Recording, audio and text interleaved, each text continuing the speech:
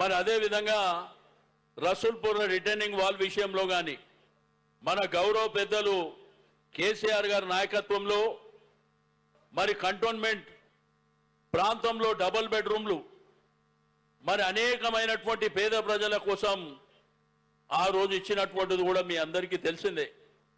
ఆ రోజు దివంగత నేత సాయన్న గారి నేతృత్వంలో మరి ఆ రోజు ఎప్పటికప్పుడు కంటోన్మెంట్ మీద దృష్టి పెట్టి ఈ ప్రాంత ప్రజల కోసం విశేషమైనటువంటి మరి సేవలు అందించినటువంటి మీకు అందరికీ తెలిసిందే. కానీ అలివిగాని హామీలు ఇచ్చి దొంగ మాటలు చెప్పి ప్రజల్ని మోసపుచ్చి మరి గ్రామీణ ప్రాంతాలలో ఏదైతే జరగకూడదు జరిగింది అవన్నీ కూడా మీకు ఇంతకుముందే చెప్పినట్టు తులం బంగారం అని 2500 అని అవ్వాతాతలకు పెన్షన్ అని ఈ విధంగా మోసపూరితమైన మాటలు మాట్లాడుతూ ఈరోజు ఆ ప్రజలు అడుగుతుండ్రు ఏమైంది మీ వాగ్దానాలంటే లాగుల్లో తొండలు వదులుతా పేగులు తీసుకొని మెడలు వేసుకుంటా ఎక్కడన్నా ఒక ముఖ్యమంత్రి మాట్లాడేది మనం చూసినామా? ఇన్నేళ్ల చరిత్రలో ఎప్పుడన్నా ఒక ముఖ్యమంత్రి భాష మాట్లాడింది చూసినామా ఎక్కడన్నా? నిన్న మా బాల్కసుమను ఏదో మా పార్టీ ఆఫీసులో మన పార్టీ ఆఫీసులో మీటింగ్ అయితే ఏదో మాట్లాడిందని మన పార్టీ ఆఫీస్ నుంచి వారిని అరెస్ట్ చేసి జైలుకు తీసుకుపోయారు. మరి తొండలోదిలోని తీసుకుపోరా? మరి పోలీసుల బాధ్యత కదా. కాబట్టి ఇవన్నీ చూస్తున్నాం. ఇంకా తిరిగి 2.5 సంవత్సరాలు అయితే ఎవరు వస్తారు? మరి ఈ లెక్కకు మిత్తి ఉంటది కదా. ఆ రోజు వదిలిపెడతామా? ఎవరిని వదిలి సమస్య లేదు. ఎందుకంటే కేసీఆర్ గారు ఎప్పుడు కూడా వారు ఉద్యమ నేపథ్యం కానీ ప్రభుత్వం ఏర్పాటు చేసిన తర్వాత కానీ కార్యకర్తలు నాయకులు ప్రభుత్వం అనేది బాధ్యతగా ఉండాలని చెప్పిండు. మనం ఆ రోజు కక్ష కట్టినుంటే ఈ రోజు ఎవడు మిగిలకపోతుండే. కానీ మాకేందంటే రాజకీయాలలో ఒక కొత్తదనం నేర్పిస్తుంది ప్రభుత్వం వచ్చి. ఎట్లా బూతు మాటలు మాట్లాడవచ్చు, ఎట్లా కేసులు పెట్టవచ్చు, ఎట్లా అరెస్టులు చేయొచ్చు, ఎట్లా జైలుకు పంపించవచ్చు అని.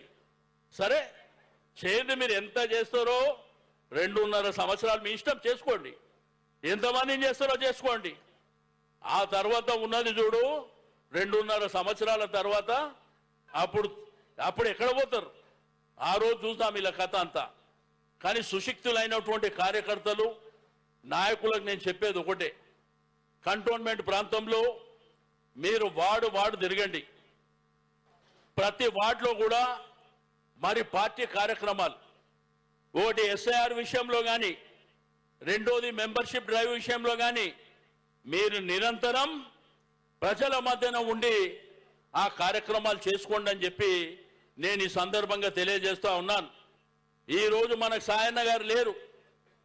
మరి వారి యొక్క ఆ రోజు కేసీఆర్ గారు లాస్యాన్ని అందితకిచ్చారు. వారి డాక్టర్కి ఇచ్చిన తర్వాత ఆ అమ్మాయి కూడా ఎమ్మెల్యే అయిన తర్వాత దురదృష్టం మరణించింది. ఆ తర్వాత నివేదితకు అంటే కేసీఆర్ గారి పెద్ద మనసు పెద్ద ఆలోచనతోని ఒక సీనియర్ నాయకులైనటువంటి సాయన్న గారి కుటుంబాన్ని మనం అన్ని విధాలుగా అండదండలు ఉండాలనే ఉద్దేశంతో వారు పరంపరగా కార్యక్రమాలు చేసుకుంటూ పోయారు. కానీ మీకు అందరికీ తెలుసు ఈరోజు కంటోన్మెంట్ ప్రాంతంలో పేదవాళ్ళు ఎక్కువ ఉండేటువంటి ప్రాంతం. ఈరోజు అన్నానగర్ రసూల్పురం నుంచి మొదలుకుంటే మరి అనేకమైనటువంటి ప్రాంతాల్లో పేదరికంతో మధ్యతరగతి కుటుంబాలు ఉన్నటువంటి ప్రాంతాలు. కాబట్టి ఈ కంటోన్మెంట్ అభివృద్ధి జరగాలంటే అది కేసీఆర్ గారితోనే సాధ్యమవుతుంది. ఎందుకంటే 50 సంవత్సరాల చరిత్రలో తాగడానికి మంచినీళ్ళు ఏ ప్రభుత్వం కూడా ఇచ్చిన దాఖలాలు లేవు. అది కేసీఆర్ గారు ఆ రోజు మున్సిపల్ మినిస్టర్గా కేటీఆర్ గారు ఉన్నప్పుడు మరి నాకు పద్మారావు గారికి మహమూద్ అలీ గారికి చెప్తే ఇదే కంటోన్మెంట్ బోర్డులో మీటింగ్ పెట్టి మున్సిపల్ కార్పొరేషన్లో ఎట్లయితే నీళ్లు ఇస్తుండ్రో మీకందరికీ నీళ్లతో పాటు ఉచితంగా ఆ రోజు నల్ల బిల్లు కూడా లేకుండా నీళ్లు ఇచ్చినటువంటి ఘనత ఆ రోజు టీఆర్ఎస్ ప్రభుత్వం అని చెప్పి నేను ఈ సందర్భంగా తెలియజేస్తా ఉన్నాను. కానీ ఎవరు ఏమిచ్చినా ఏమి ఇవ్వకపోయినా ఈ ప్రభుత్వం కాంగ్రెస్ పార్టీ ఆ రోజు మేనిఫెస్టోలో పెట్టి ఇయ్యనటువంటి కార్యక్రమాలకు మేము నిరంతరం కొట్లాడుతుంటాం. కానీ మీరు కార్యకర్తలకు నాయకులకు చెప్పేది ఒకటే, మీరు ఐక్యమత్యంతో ముందుకెళ్ళండి, యూనిటీగా ఉండాలి. గ్రూపులు అక్కర్లేదు మనకు. ఎలక్షన్లు వస్తే మరి తప్పకుండా ఆ రోజు చూస్తాం తప్ప మీరు గ్రూపులు కట్టుకొని నా గ్రూపు ఇది నీ గ్రూపు ఇది అని పార్టీని పలచన చేసేటువంటి కార్యక్రమానికి ఎవ్వరు సిద్ధపడద్దని చెప్పి నేను ఈ సందర్భంగా తెలియజేస్తా ఉన్నాను. గులాబీ జెండా ఉంటేనే మనందరం, గులాబీ జెండా లేకపోతే నాయకుడు లేడు. గులాబీ జెండాతోనే నాయకత్వం తయారవుతుంది అక్కడ. కాబట్టి నేను మీ అందరినీ కోరుకునేది ఒకటే, మీరు దయచేసి ఐక్యమత్యంగా ఉండండి, యూనిటీగా ఉండండి. మీ వెనుక మేమున్నాం. తప్పకుండా గడిచిన 30 ఏళ్ల నుంచి నా కాన్స్టిట్యున్సీతో పాటు మీ కాన్స్టిట్యున్సీ మీద కూడా నీడ కన్ను అన్ని పెట్టుకుంటూ, నా ఇల్లు కూడా కంటోన్మెంట్లోనే ఉంది. మారడపల్లిలో నా ఇల్లు కూడా, నేను కూడా మీ ఓటరే. కాబట్టి అన్ని విధాలుగా మీకు అండదండలు అందించుకుంటూ కేటీఆర్ గారి దగ్గరికి వెళ్ళినటువంటి కార్యక్రమాలు, కేసీఆర్ గారి దగ్గరికి వెళ్ళినటువంటి కార్యక్రమాలు, కంటోన్మెంట్ బోర్డులో జరిగే కార్యక్రమాలు, మున్సిపల్లో జరిగే కార్యక్రమాలు కూడా ఎప్పటికప్పుడు మీరు నా దృష్టికి తీసుకొచ్చినప్పుడు చాలా కార్యక్రమాలను మనం చేసినాం. ఒకటా రెండా కంటోన్మెంట్లో డిఫెన్స్ వాళ్ళు పర్మిషన్ ఇవ్వకుండా కానీ చాలా కార్యక్రమాలను మనం చేసుకొని ముందుకెళ్ళినాం. ప్రజలు సంతోషంగా ఉండాలనేదే మన కేసీఆర్ గారి కోరిక. కానీ ఇప్పుడు వచ్చినటువంటి ప్రభుత్వం ఆయనంట కేసీఆర్ గారు ఆనవాళ్ళు చేర్పేస్తాడంట. మరి ఆ సెక్రటరియట్ ఎవడు వాడు అయ్యా జాగిరదా? మరి సెక్రటరియట్లో క్యాబినెట్ మీటింగ్ ఎందుకు పెడుతున్నాం? ఎవరిది సెక్రటరియట్? ఎవరు కట్టిరు? ఆ పక్కన 125 అడుగుల విగ్రహం డాక్టర్ బిఆర్ అంబేద్కర్ గారిది ప్రపంచంలోనే ఎక్కడ లేదు అంత పెద్ద విగ్రహం. ఎవరు కట్టిరు? ఆడ పోలీస్ కమాండ్ కంట్రోల్ ఆడపోయి మీటింగ్ లో కూర్చుంటారు కదా, మరి అది ఎవరు కొట్టిరు? కేసీఆర్ గారు ప్రగతి భవనం పెడితే ఈరోజు ప్రజాభవన్ అని చెప్తుంది. ఎవరు కట్టిరు? మరి ఆనవాళ్ళు ఎట్లా తీస్తారు ఆనవాళ్ళు? మరి ఈ భారతదేశ చరిత్రలో ఒక రాష్ట్రాన్ని సాధించి భారతదేశ చిత్రపటంలో పెట్టింది ఎవరు? మరి ఆనవాళ్ళు తీస్తారు, ఎట్లా తీస్తారు? కాబట్టి మాట్లాడడానికి కూడా ఒక బాధ్యత ఉండాలి. ఒక ఉన్నతమైనటువంటి పదవులో ఉన్నప్పుడు బాధ్యతగా మాట్లాడేది నేర్చుకోవాలి. అంతేగాని నాకు నోరున్నది కదా, నా ఇష్టం ఉన్నట్టు మాట్లాడతా, నాకు అధికారం ఉందంటే అధికారం మా కొత్తనా? అధికారం ఏమన్నా కొత్తనా? కేసీఆర్ గారి చరిత్రలో 45 సంవత్సరాలలో నిరంతరంగా ఆయన గెలిచినటువంటి నాయకుడే కదా, కేంద్ర మంత్రి దాకా చేసినటువంటి నాయకుడు కదా. అధికారం ఆ రోజు కేసీఆర్ గారు నీలాగా విర్రవీగలే కదా. కాబట్టి ఒకటి గుర్తుంచుకోండి, ఎవరు విర్రవీగిన చరిత్రలో అది రాసి పెట్టి ఉంటుంది, అది జరుగుతుంది సందర్భం వచ్చినప్పుడు. కానీ ఒక్కసారి ఈసారి కాంగ్రెస్ ప్రభుత్వం పోతే 30-35 సంవత్సరాల వరకు కాంగ్రెస్ జెండానే ఈ దేశంలో కనిపేదని చెప్పి నేను ఈ సందర్భంగా తెలియజేస్తా ఉన్నాను. కాబట్టి మీరు నిరంతరం పోరాటం చేయండి. మీరు దేనికి పోరాటం చేసినా నా ఇంటి దగ్గరికి మీరు రన్నింగ్ చేసైనా రావచ్చు. మారడపల్లిలా నా ఇంటి దగ్గరికి రన్నింగ్ చేసైనా రావచ్చు. కాబట్టి మీ అందరికీ నేను కోరేది ఒకటే, ఈరోజు ఒక పవిత్రమైనటువంటి కార్యక్రమం. ఈ మెంబర్షిప్ కూడా పుస్తకాల ద్వారా కాకుండా డిజిటల్ ద్వారా ఎట్లా చేయాలనో కేటీఆర్ గారు ఇప్పుడు ప్రజెంటేషన్ చేయబోతారు కొద్దిసేపట్లో. మీరు చూడండి, అది చాలా ఈజీ పని. కానీ వాళ్ళ రికార్డ్ అంతా మీ సెల్ ఫోన్లో ఉంటుంది. వాళ్ళ పుట్టిన తేదీ నుంచి వాళ్ళ కుటుంబంలో ఎంతమంది ఉన్నారో అన్ని డీటెయిల్స్ కూడా. రెండోది, మనకి ఈసారి కార్డులు కూడా వస్తున్నాయి. పార్టీ సభ్యత్వం తీసుకున్నాక మనకు ఐడెంటిటీ కార్డు కూడా మన పార్టీ ద్వారా ఇవ్వబోతుండ్రని చెప్పి నేను ఈ సందర్భంగా తెలియజేస్తా ఉన్నాను. కాబట్టి ఈ కాంగ్రెస్ ప్రభుత్వం మీద మనం పెద్ద ఆశలు పెట్టుకునే వాళ్ళసిన అవసరం లేదు. మీరు జెండా పండుగ కార్యక్రమం తెలుసు మీకు. రెండోది, కంటోన్మెంట్ బోర్డు మెంబర్ కానీ ఎమ్మెల్యేగా పోటీ చేసినప్పుడు ఇంటింటికి తిరుగుతాం కదా, ఈ మెంబర్షిప్ డ్రైవ్ కూడా అదే పద్ధతిలో తిరగాలి. మెడల కండువ ఉండాలి, ఆ వార్డులో ఒక జెండా ఎగిరేయాలి, ఒక 200 ఇండ్లలోకి పోవాలి వార్డు మెంబర్లతో సహా. మరి సీనియర్ నాయకులతో సహా పోయి వాళ్లకు మా పార్టీ ద్వారా వచ్చిన మీరు మెంబర్షిప్ సాధారణ సభ్యత్వమా క్రియాశీలక సభ్యత్వమా వాళ్ళతో మాట్లాడుతూ అడగాలి. ఏమక్క 2500 వచ్చినాయా, ఏమక్క బంగారం వచ్చిందా, ఇవన్నీ అడగాలి. అడిగితే ఒకసారి వాళ్ళకు కూడా గుర్తు చేసినట్టు అవుతుంది. ఇవన్నీ విషయాలు అడిగితే వాళ్ళే చెప్తారు. మీరు చూసారు కదా హైదరాబాద్ ఇల్లు కూడా కొడుతుంటే టీవీ సోషల్ మీడియాలో చూసారు కదా. ముఖ్యమంత్రిని తిట్టిన మాటలు మీరు చూసిర్రా? ఎంతమంది చూసిర్రు? ఆ మాటలకి ఇట్లా నన్ను తిడితే నేను హుస్సేన్ సాగర్లో పడి చచ్చిపోతుండే. నాకెందుకురా నాయన ఈ రాజకీయాలు, నేను దుంకి హుస్సేన్ సాగర్లో చచ్చిపోతుంటే. ఎందుకంటే ప్రజాసేవ చేయడానికి వచ్చినోడిని అన్ని మాటలు తిట్టి అవసరమా? ఇప్పుడు ఒక సొంత ఇల్లు కష్టపడి కట్టుకుని ఇల్లు కూలగొడితే ఎవరికైనా బాధ ఉంటుంది కదా. మన కేసీఆర్ గారు ఏం నేర్పించిండ్రు? ఇల్లు కట్టేది నేర్పించిండు. రేవంత్ రెడ్డి గారు ఏం నేర్పిస్తున్నారు? ఇల్లు కూలగొట్టేది నేర్పిస్తున్నారు. కాబట్టి ఎన్ని మాటలు తిట్టిర్రు, నేనైతే షాక్ అయిపోయినా. ఇక మా మన్మడు ఉన్నాడు, మా సాయి కొడుకు తెలుసు కదా, మీరు కూడా అందులో చూస్తారు సోషల్ మీడియాలో. వాడు హైదరాబాద్ పబ్లిక్ స్కూల్లో చదువుతుండు. తాత ఈ పేగులు తీసుకొని మెడలు వేసుకుంటాడంటే ఏంది నాకు అర్థమవుతలేదని నాకు అడుగు. ఏం చెప్పాలి వాడికి?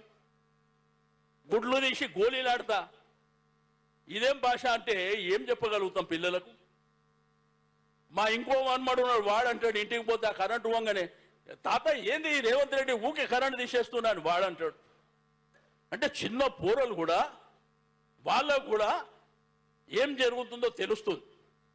కాబట్టి నేను మీ అందరినీ కోరుకునేది ఒకటే, మనం అధికారంలో లేం, అపోజిషన్లో ఉన్నాం, మనం గిరిగీసు కొట్లాడాలి.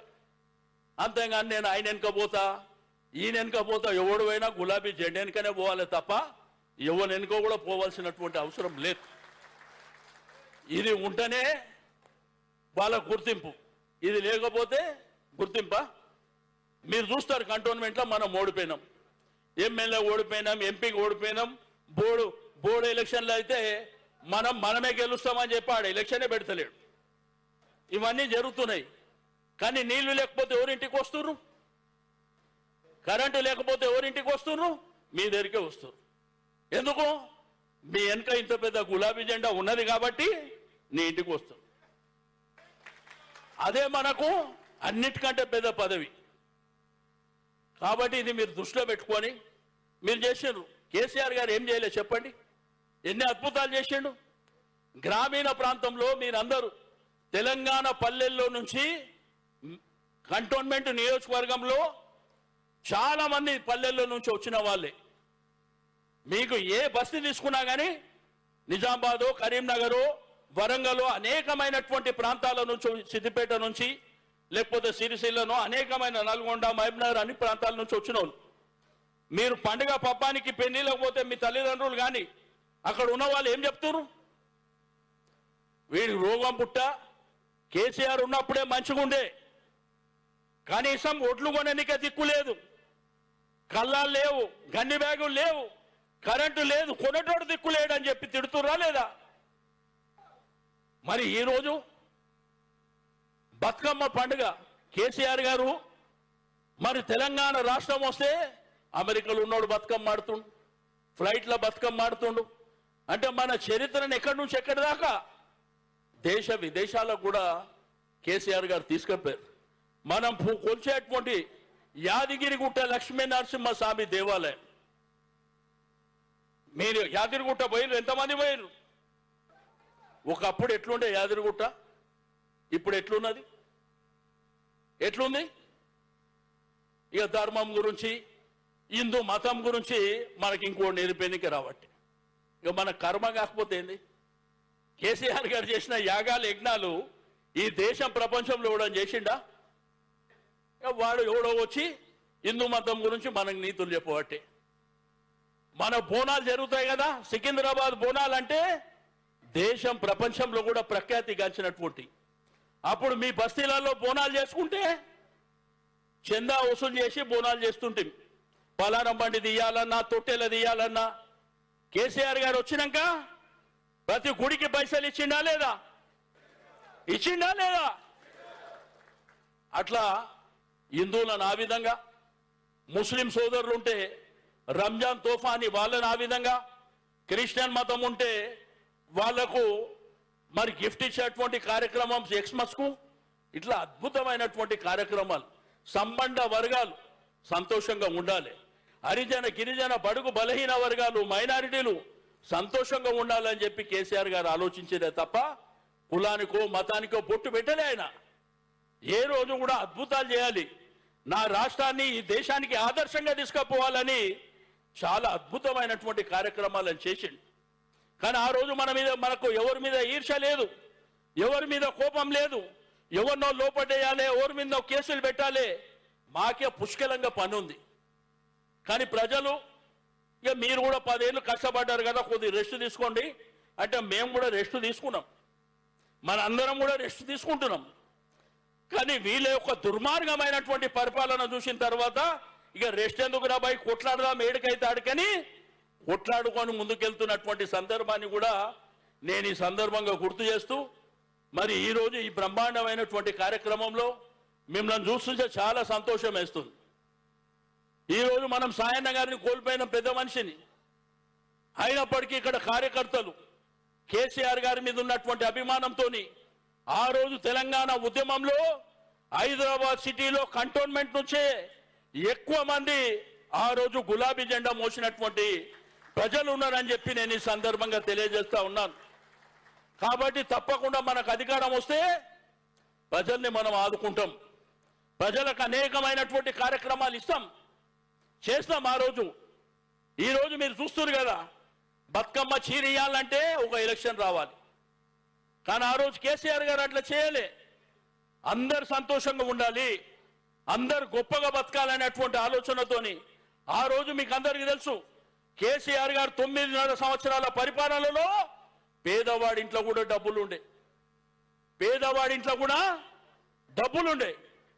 కానీ దుర్మార్గమైన కాంగ్రెస్ ప్రభుత్వం వచ్చినాక మనం పండుగ చేసుకుందామంటే కూడా పైసలు లేవు, పండుగలు చేసుకుందామన్నా పైసలు లేవు. కొంతమంది తాగేవాళ్ళు బంద్ చేసుకున్నారు, పైసలు లేవు. ఉన్నదంతా ఆ 7-8-10 మంది దోచేస్తున్నారు. ఒకటే పని, దోచుకోవాలి, ఇక్కడ కొన్ని దాపెట్టాలి, ఢిల్లీకి కొన్ని పంపించాలి. ఇదే కార్యక్రమంలో వాళ్ళు ఉన్నారు. సరే, ఇక మీకు అందరూ తెలుసు కేటీఆర్ గారు ఈ మధ్యలో చాలా అద్భుతంగా, అంటే అద్భుతం అంటే ఆవేశంతో పౌరుషంగా మాట్లాడుతుండే ఎక్కడ చూసినా కానీ. మన కార్యకర్తలు కూడా ఆ ఉత్సాహం ఉంది, ఎందుకంటే పార్టీని రక్షించి కార్యకర్తలను రక్షించుకొని ధైర్యంగా మాట్లాడాలని ముందుకెళ్తే ఇక కొంతమంది మాట్లాడేటోళ్ళు కాంగ్రెస్ కు సపోర్ట్ చేసిన వాళ్ళు ఏమన్నా కేటీఆర్ గారు చాలా అహంకారంతో మాట్లాడుతాం. నాకు కూడా ఇద్దరు అడిగితే నేనన్నా నీ అయ్యని తిడుతూకుంటావా అన్న, నీ అయ్యని తిడుతూకుంటావురా అడిగినా నేను వానికే. నేనన్నా కేటీఆర్ గారు మా పార్టీ పక్కన పెట్టు, కేసీఆర్ వాళ్ళ నాయన కదా, మరి నీ నాయన తిడుతూ నువ్వు ఊకుంటావా అని అడిగిన. వాడు మూసుకున్నాడు. కాబట్టి ఏ తండ్రిని తిడితే ఏ కొడుకు ఊకుంటాడు ఈ దేశంలో? ఊకుంటామా? ఇంట్లోనే చింటి పక్కనే చిన్న పంచాయతీ అయితే మన పూర్వలు పోయి కొట్లాడితే మనోది తప్పున వాంతో కొట్లాడతాం మనం, అవునా లేదా? కాబట్టి ఇవన్నీ మాకు కూడా ఏంటంటే అనుభవాలు.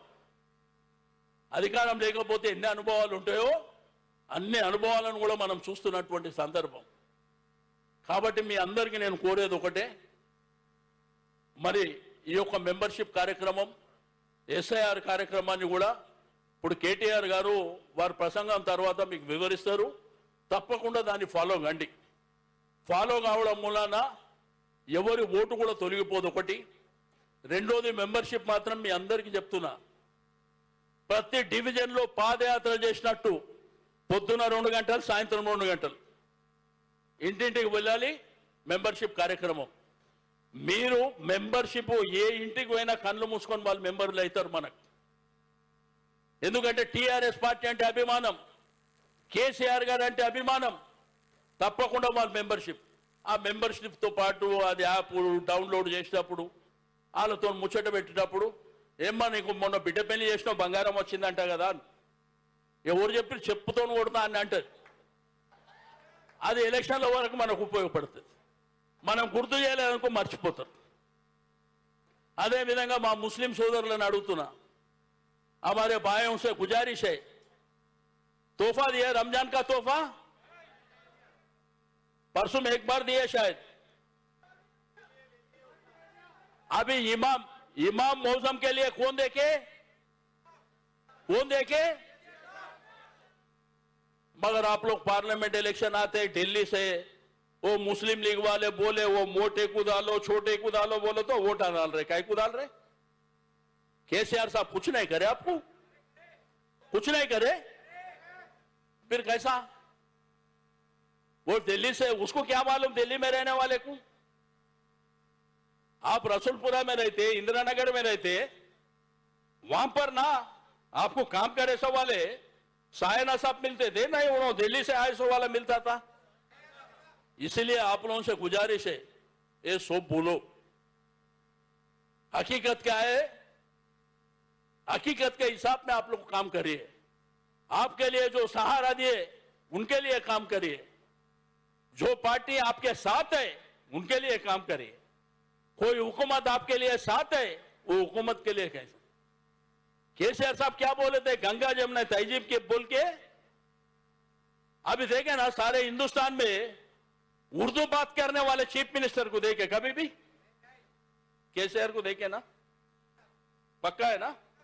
फिर वोट दूसरों को क्यों डाल रहे? शायद आप नहीं डाले होंगे, दूसरे लोग क्यों डाल रहे? जाओ मस्जिद में बैठो, बात करो, बैठ के बात करो। कोई भी आके इलेक्शन के टाइम में बोलता ना उसको पकड़ो, तू क्या रे भाई मेरे को बोलने का? हमारे काम करे सो वाला కేసీఆర్ సాబ్ उनके लिए बोलो। ఎందుకంటే మీ అందరికి రిక్వెస్ట్ చేసేది, మనం ఈ కనెక్షన్ అంతా ఎలక్షన్లలో మర్చిపోతున్నాం. ఎలక్షన్ వరకు ఈ కనెక్షన్ అంతా ఉంటే తప్పకుండా లాభం జరుగుతుందని చెప్పి తెలియజేస్తూ, మా అక్క చెల్లెళ్లకు అన్నదమ్ములకు అందరికీ ఉద్యమకారులకు కూడా అభినందనలు తెలియజేస్తూ జై తెలంగాణ. ఎంతో చక్కగా अपना హైదరాబాద్ का शान తలసాని శ్రీనివాస్ యాదవ్ మన హైదరాబాద్ యొక్క మాట్లాడే భాషను, నిత్యము మన మధ్యలో ఉండే భాషను సహజ భాష లోపల ఎంతో చక్కగా ఉపన్యాసం ఇచ్చి మనకందరినీ కూడా ఉరితలాగించి, వారు కాసేపటి జుబ్లీస్ లో మీటింగ్ ఉన్నా కూడా మన ప్రత్యేకమైన శ్రద్ధతో కంటోన్మెంట్ నియోజకవర్గం, సనత్ నగర్ నియోజకవర్గం రెండు కళ్ళ లాంటిదని చెప్పేసి మరి వారు ప్రతి ఒక్క అభివృద్ధి కార్యక్రమంలో మన కంటోన్మెంట్ నియోజకవర్గాన్ని